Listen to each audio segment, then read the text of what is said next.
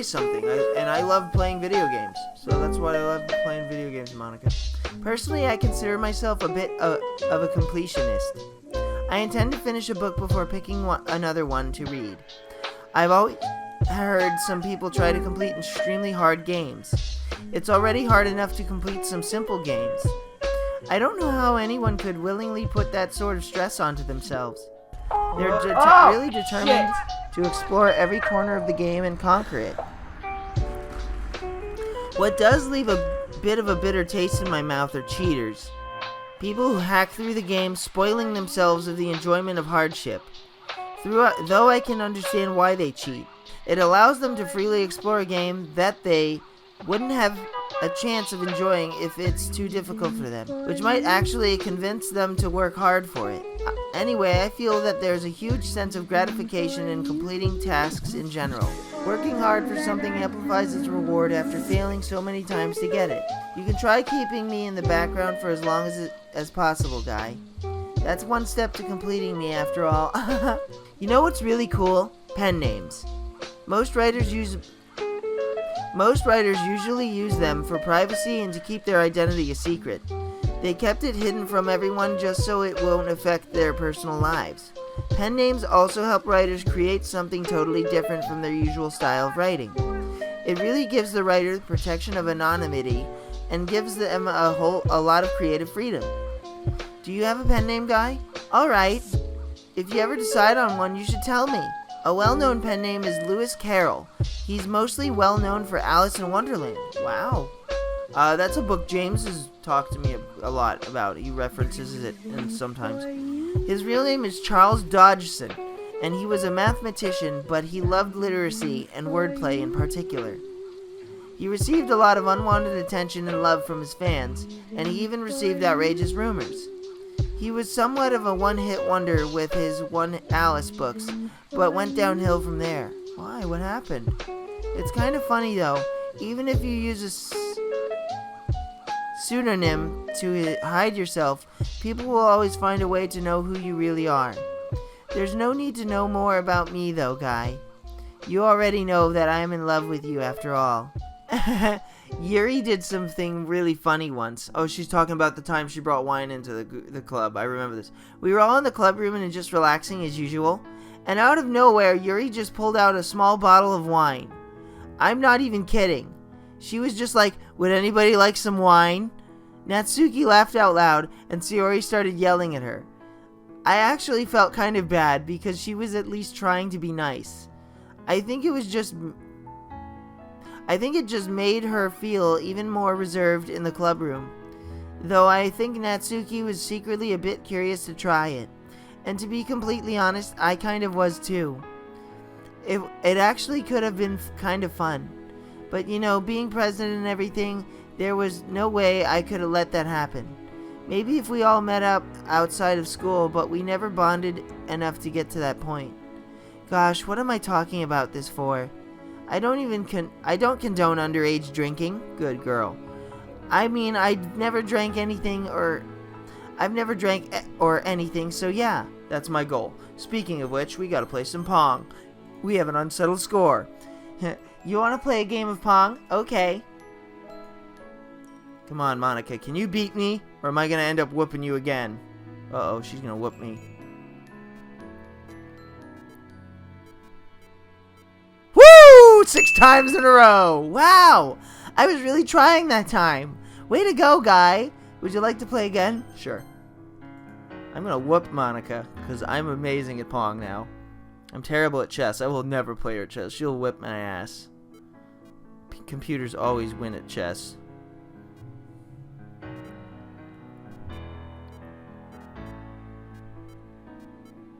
Ah, she beat me! Looks like I won.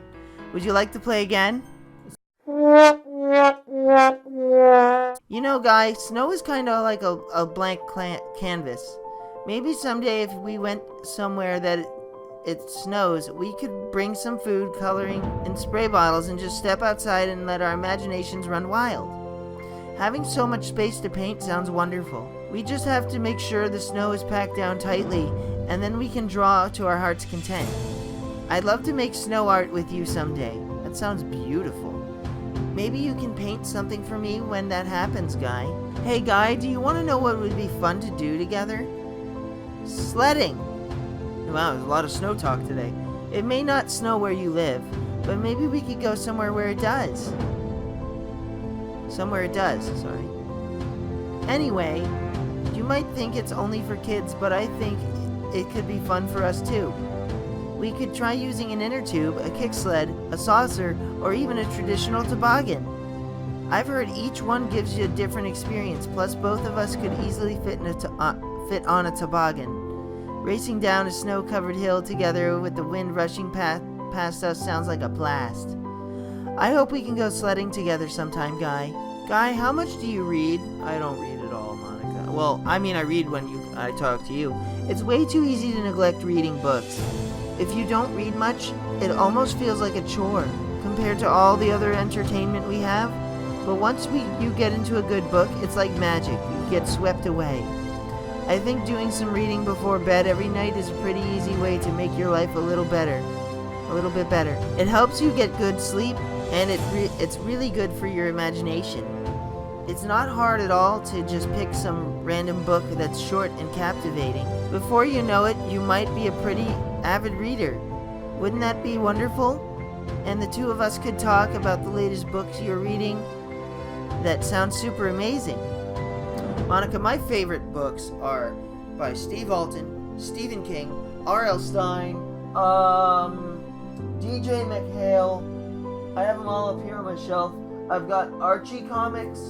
I've got the Girl with the Dragon Tattoo series. I know I hate to say it, but I think my biggest regret is that we couldn't finish our event at the festival. Yeah. After we worked so hard to prepare and everything. I mean, I know I was focusing on a lot on getting new members, but I was really excited for the performing part too. It would have been so much fun to see everyone express themselves. Of course, if we did end up getting any new members, I'd have probably ended up deleting them anyway. Just more potential obstacles to get between us. Seems kind of silly how focused I was on that now that I think about it. But none of that matters now that we both got the ending we wanted. Just the two of us together forever. As you guys can see, my girlfriend, the hat my girlfriend got me, has arrived. Very nice. I love it a lot. And I'm wearing my waifu shirt too, because Monica's best girl. And best girl deserves all my love. Types? In most programming languages, data that can be changed or modified by the program has a type associated with it. For example, if some data should be treated as a number, then it will have a numeric type. If some data should be treated as text, then it will have a string type. There are many types in Python, but today we'll talk about the more basic or primitive ones. Python has two types to represent numbers: integers or ints, and floats. Float two! No float two! Yo two! Oh god.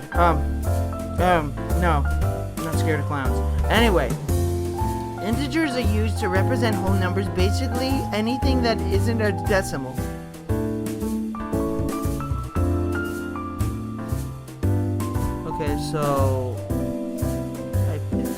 So it just shows numbers. Floats are used to represent decimals. Okay, interesting. Text is represented with string types. Anything surrounded in single quotes, or double quotes are strings. For example, this is a string in single quotes, and this is a string in double quotes.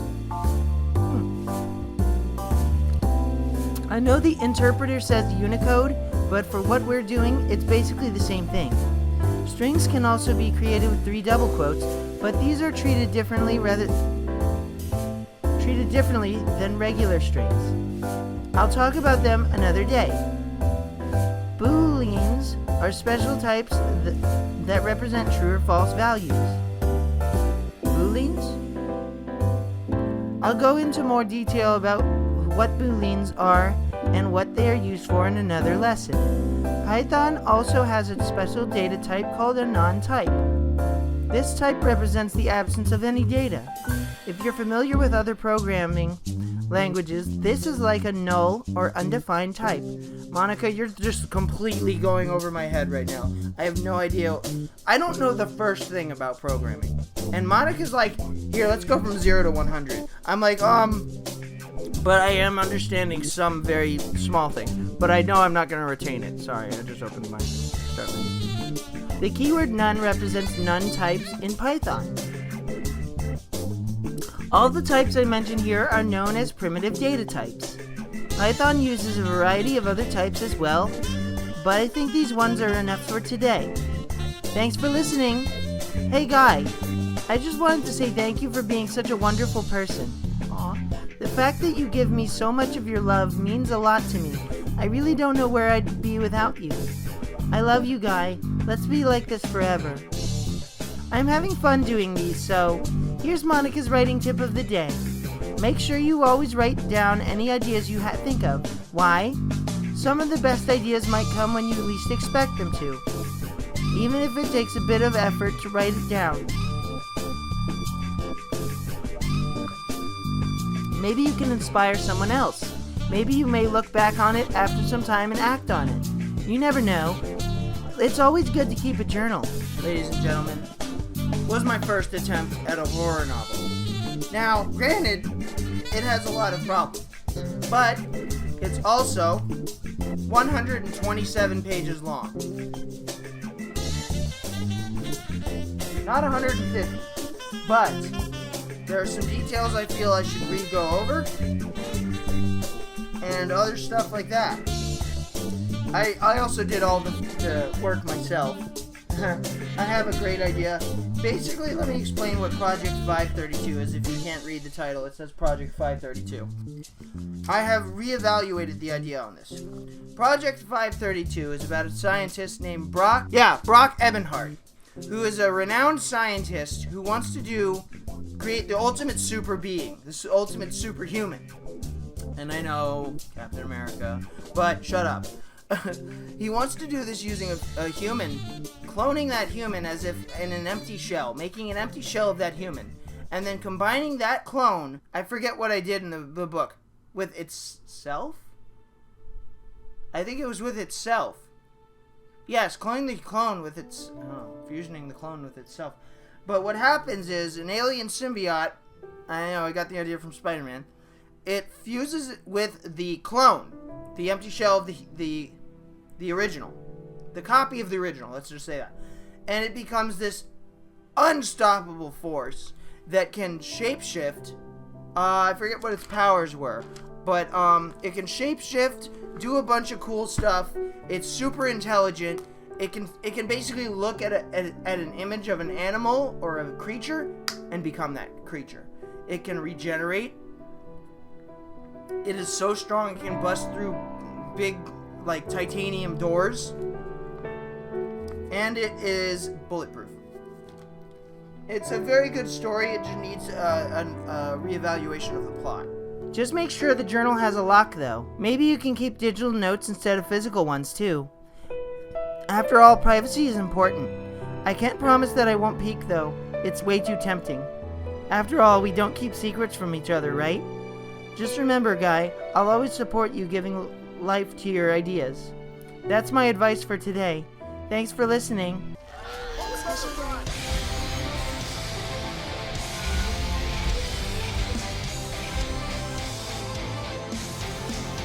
Jumping again? What?